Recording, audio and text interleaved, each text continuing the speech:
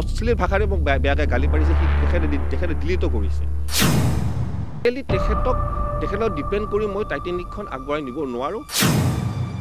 কোহিনুৰৰ যিখন টাইটেনিক হৈছিলে সেই ছেইম পটভূমিয়ে থাকিব কাৰণ সেই পটভূমি চিনেমাখনৰ পৰা ফালৰি কাটিতো মই নতুন টাইটেনিকখন কৰিব নোৱাৰোঁ বা কোনজন নাটকৰ দ্বাৰাইদি মই নাটকখন অসমৰ প্ৰত্যেকটো দৰ্শকৰ দৃষ্টিত মই সুকলমে আগবঢ়াই নিব পাৰিম সেইখিনি এনাউন্সমেণ্ট মই কৰিমগৈ এনেকুৱা এটা মোৰ এটা অনুভৱ হৈছে যে কি মই টাইটেনিকখনৰ ক্ষেত্ৰত কোনো এটা কামতে হাত দিব নোৱাৰোঁ টাইটেনিকে ঘূৰাই বিচাৰিছে তাৰ পৰিপ্ৰেক্ষিতত গোটেই ঘটনাক্ৰমে নাটকখন মই যিদিনাখন পাণ্ডুলিপি তেখেতৰ পৰা গ্ৰহণ কৰোঁ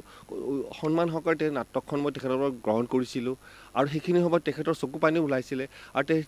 তেখেতৰ সেই আৱেগিক মুহূৰ্তত মোৰো চকু পানী ওলাইছিলে তেনেকৈ মই নাটকখন লৈ আহিছিলোঁ আৰু নাটকখন মই অনাৰ সময়ত দত্ত খুৰাই এটা কথা কৈছিল যে কি তেখেতৰ পুত্ৰ জীৱান দত্ত তেখেতে আজিকালি সৰু সুৰাকৈ কাম কিছুমান কৰি আছে আৰু তেখেতে নাটকখনৰ ডিৰেক্টৰ হিচাপে একজেক্টলি তেনেকৈ কোৱা নাই কিন্তু সহযোগিতা কৰিব বুলি এটা কথা কৈছিল আৰু মই সন্মত দিছোঁ যে সহযোগ কৰি আমি একেটা টিম ৱৰ্ক হিচাপে আগবাঢ়িম এইখিনি কথা নোকোৱা নহয় দত্ত খুৰা আৰু তেনেকৈ ময়ো সেই দিছিলোঁ যে কি হ'ব খুৰা আমি এনেকৈ আগবাঢ়িম তেনেকৈ পৰ্যায়ক্ৰমে কামখিনি আগবাঢ়ি দিন পাৰ হ'ল কিন্তু মই প্ৰডিউচাৰ হিচাপে আজি 22টা বছৰ মই কোহিনুৰ থিয়েটাৰৰ লগত ওতঃপ্ৰোতভাৱে জড়িত হৈ প্ৰত্যেকখন নাটকৰ ক্ষেত্ৰত কম বেছি পৰিমাণে মই ইনিচিয়েল যিখিনি প্ৰডিউচাৰ হিচাপে কাম থাকিব লাগে সেইখিনি মই কৰি আহিছোঁ ইভেন দত্ত খুৰাৰ আগৰ নাটকৰ যেনেকৈ মুক্তি নাটকৰ তাৰ গানখিনিৰ ক্ষেত্ৰত হওক তাৰ কিছু নাটকৰ ছেটৰ ক্ষেত্ৰত হওক এনেকুৱা কাম মই দত্ত খুৰাৰ নিজৰ নাটক ইয়াত থকাৰ সময়ত লিখা নাটকৰ ক্ষেত্ৰতো মই কৰিছোঁ কিন্তু ইনিচিয়েল কাম যিটোখন নাটকখনক আগবঢ়াই নিয়াৰ ক্ষেত্ৰত প্ৰডিউচাৰ এজনৰ যিখিনি কাম থাকে তাক প্ৰমোচনেলি মানে দৰ্শকৰ মাজত হাইলাইট কৰি ৰখাৰ কাৰণে কমিটি মোৰ 90খন কমিটি মোৰ লগত জড়িত আছে সেই 90খন কমিটি কি দৃষ্টিৰে নাটক এখন ল'ব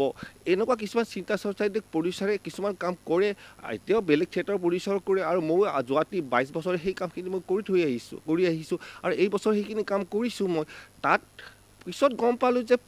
মোৰ তেখেতৰ ডিৰেক্টৰ হিচাপে জীৱান দত্তৰ চিন্তাটো তাত সোমাই আছে যে কি মই প্ৰত্যেকটো কথাই তেখেতক জনাই কৰিব লাগিব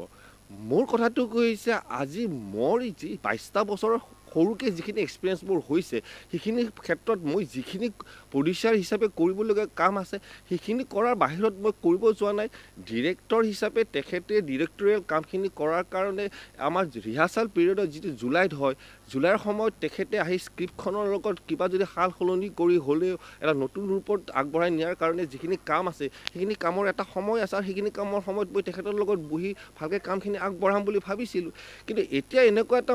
মোৰ এটা অনুভৱ হৈছে যে কি মই টাইটেনিকখনৰ ক্ষেত্ৰত কোনো এটা কামতে হাত দিব নোৱাৰোঁ কাৰণ কিয় মোৰ এক্সপিৰিয়েঞ্চৰ পৰা এইখিনি কাম মই হেমন্ত দত্ত খুৰাৰ পুত্ৰ জীৱান দত্তক ডিৰেক্টৰ হিচাপে ডিৰেক্ট এপইণ্টমেণ্ট দিয়াটো মোৰ কাৰণে মুস্কিল কাৰণ কিয় মই আজি 22 বছৰৰ এক্সপিৰিয়েঞ্চৰ পৰা ময়ে বহুতখিনি শিকিবলৈ আছে ভ্ৰাম্যমানত কিন্তু তাৰ যিৰ ভ্ৰাম্যমানৰ লগত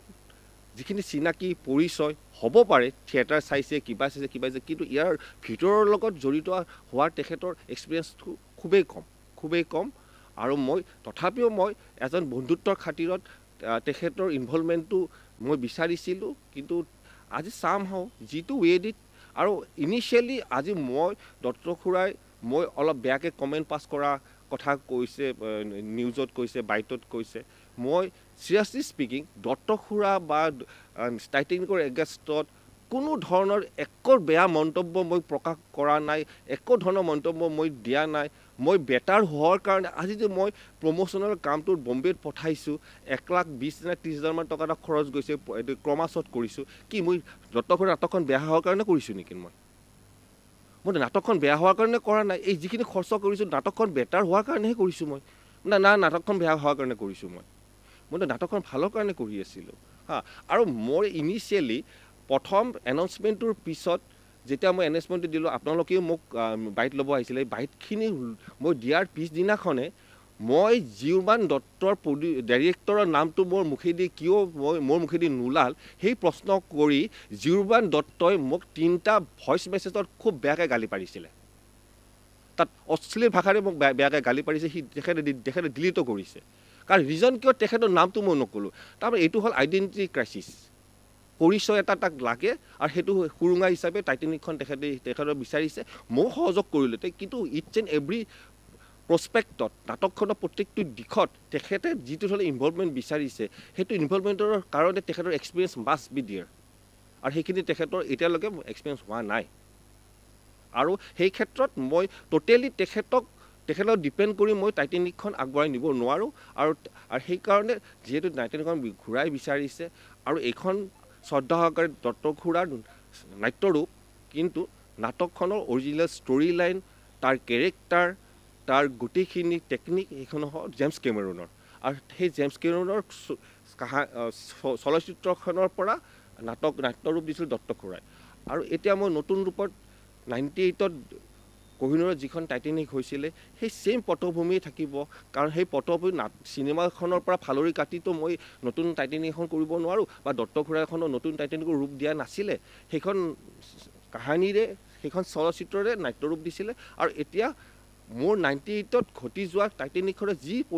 ঘটনা ঘটিছিলে, সেইখিনি ঘটনা পৰিঘটনা নতুন ৰূপত টাইটেনিক হ'ব। 3খন মঞ্চত মঞ্চস্থ কৰিম, এটা নতুন ৰূপত কৰিম। আৰু 98ত থকা যিখিনি নাটকীয় সমল আছিল, তাত যিখিনি টেকনিক আছিল, সেই গোটেইখিনি সামৰি এটা নতুন ৰূপত কোহিনুৰত 2025-26 বৰ্ষত যিটো সোণালী জয়ন্তী বৰ্ষত দুগুণ সাহসেৰে, দুগুণ উৎসাহেৰে মই নাটকখন কৰিব আগবাঢ়ি গৈ আছোঁ। অতি সোনকালে কোনজন নাট্যকাৰৰ দ্বাৰাই দি মই নাটকখন অসমৰ প্ৰত্যেকটো দৰ্শকৰ দৃষ্টিত মই সুকলমে আগবঢ়াই নিব পাৰিম, সেইখিনি এনাউন্সমেণ্ট মই কৰিমগৈ। কাৰণ ইনিচিয়েল কামখিনি এতিয়াও চলি আছে, আৰু কিছুদিনৰ পিছতে ইয়াৰ পূৰ্ণাংগ নাটকখন কাৰ দ্বাৰাই দি ৰচিত হ'বগৈ আৰু কোনে নাট্যৰূপটো দিব, সেইখিনি মই ডিক্লেৰেশ্যন কৰিম। কিন্তু কোহিনুৰত টাইটেনিক হ'ব 2025-26 নাট্যবৰ্ষত 3খন মঞ্চত হ'ব, আৰু সুন্দৰভাৱে হ'ব, আগতকৈ বেটাৰ ৱে দি হ'ব। সেইখিনি টেকনিকে থাকিব, ৰ'জ কেৰেক্টাৰ থাকিব, জেক কেৰেক্টাৰ থাকিব, তাত কেপ্টেইন থাকিব, it's and everything will be dear. 98ত যিটো আছিলে সেইটোৱে অহা বছৰটোতো হ'বগৈ।